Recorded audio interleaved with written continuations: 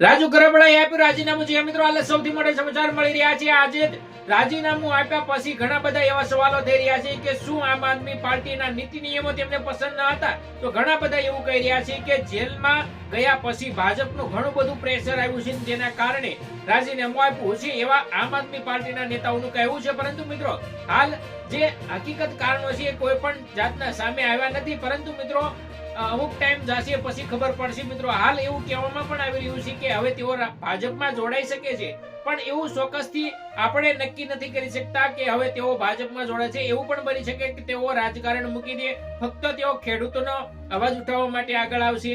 કે શું હવે ખેડૂતના અવાજ ઉઠાવવા માટે પણ તેઓ આગળ નહીં આવે?